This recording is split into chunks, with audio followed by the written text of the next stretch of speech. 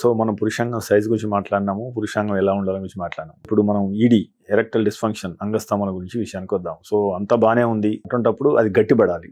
గట్టిపడడం చాలాసేపు ఉండాలి. యాక్చువల్గా ఈ అంగస్తంభన అనే విషయానికి వస్తే అసలు ఈ సమస్యలు ఎందుకు మొదలవుతున్నాయి, which is normal and which is abnormal? జనరల్గా అబ్బాయిలు సెక్షువల్గా యాక్టివ్గా ఉన్నప్పుడు పెనట్రేటివ్ సెక్స్ అంటే యోని ప్రవేశము జరగనీకి కావలసినంత గట్టితనం లేకపోవడమే అంగస్తంభన ప్రాబ్లం. సార్ నేను నార్మల్ మాస్టర్బేషన్ చేసుకునేటప్పుడు బాగుంది సార్, కరెక్ట్ సార్, పెనట్రేషన్ అప్పుడు ఇబ్బంది అవుతుంది సార్, ఇది common. Number 2 common sir, four play అంతా బాగుంది సార్, గట్టిగా ఉంది సార్, సడన్గా ఎంట్రీ అనుకుంటూనే నా అంగస్తంభనం అంతా తగ్గిపోతుంది సార్. చాలామంది చాలా కామన్గా కంప్లైంట్ చేసే ఇష్యూస్ ఇవి. అసలు అంగస్తంభనకి 3 నుంచి 4 కారణాలు ఉంటాయండి. మొదటిది వెరీ ఇంపార్టెంట్, ఆందోళన, భయం.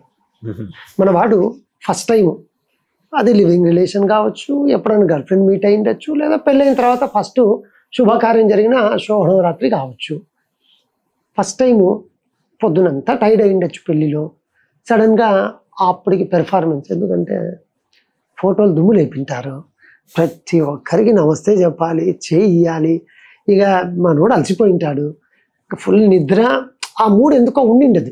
మన వాళ్ళేమో ఈ గడియల్లో కాకుండా కాదు అని బామ్మగారు కూర్చొని ఉంటారు, కావాల్సిందేరా, అరే బామ్మ 3 రోజుల తర్వాత పెట్టారు, లేదు మీ తాతగారు ఇప్పుడు ఇట్లే చేశారు, ఈ టైం ఈ డేట్ ఫిక్స్ రాని టైర్డ్ అయిపోయి ఉంటాడు.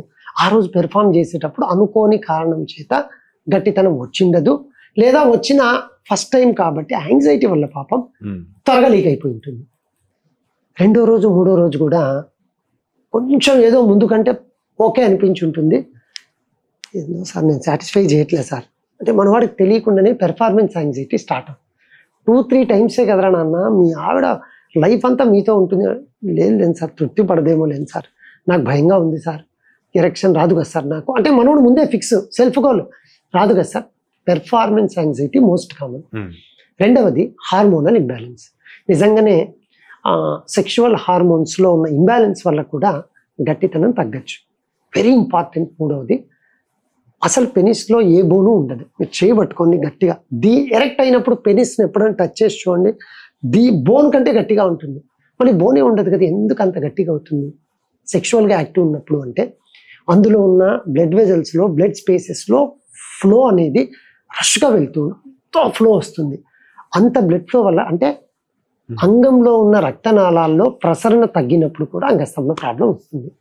సో ఇది ఫిజికల్ కారణాల్లో చాలా ఇంపార్టెంట్ కారణం. అది 4వది నర్వస్ సిస్టంలో కొందరికి ట్రామా అయిండొచ్చు, లేదా స్పైనల్ కార్డ్ ఇష్యూస్ అయిండొచ్చు. దానివల్ల కూడా దానికి వెళ్ళే నర్వ్స్ ఏవైతే ఉన్నాయో ఎరెక్షన్ రిఫ్లెక్షన్ ఇచ్చేటివి, ఆ ఎరెక్షన్కి సంబంధించిన రిఫ్లెక్టివ్ నర్వ్స్ ప్రాబ్లం వల్ల కూడా ఈ 4 కారణాల వల్ల యూజువల్గా అంగస్తంభన ప్రాబ్లం వస్తూ ఉంటుంది. అయితే 4 కూడా మొదటిది వెరీ డేంజర్. ఎంత డేంజర్ అంటే మీకు చెప్పానుగా, ఇంకా చేయలేను సార్, ఇంకా అయిపోయి ఖచ్చితంగా, అరే బాబు నీకు అదేంది, అదేదో చేతికి పెడదు, గోరెంటాకు కూడా ఆడలేదు, అప్పుడే లేదు సార్, ఆమె డిసప్పాయింట్, పాపం ఆవిడ ఏమీ అని ఉంటుంది, ఎందుకంటే టెన్షన్ పడతారు అని చెప్పినా లేదు సార్ నేను చేయలేను. Performance anxiety very very common, very very danger. దాన్ని మీరు అధిగమిస్తే అంటే సార్ మీరు ప్రతి కేసులో అదే ఉంటుంది, ఎస్ మీ దగ్గరకు వస్తే మీరు 3 కేజీలు ధైర్యం ఇచ్చా అయిపోతుందా? నో, ఖచ్చితంగా ఫిజికల్ కారణం ఒకటి ఉండొచ్చు, కానీ వీటితో కంపేర్ చేసినప్పుడు దీనికి కూడా వెయిటేజ్ ఉంటుంది. నువ్వు దీన్ని చక్కగా కాన్ఫిడెన్స్తో అధిగమిస్తే హార్మోన్ ప్రాబ్లము, వాస్కులర్ ప్రాబ్లము మనం ఉన్నాంగా ట్రీట్ చేయడానికి. ఈ 2 కాంబైన్ అయ్యాయి అనుకోండి, చక్కగా అంగం అనేది స్తంభిస్తుంది, సెక్షువల్ లైఫ్ చాలా చక్కగా ఉంటుంది. మీరు తీసుకునే అదే మందులు, అదే నాణ్యమైన మందులు, కానీ సగం ధరకే.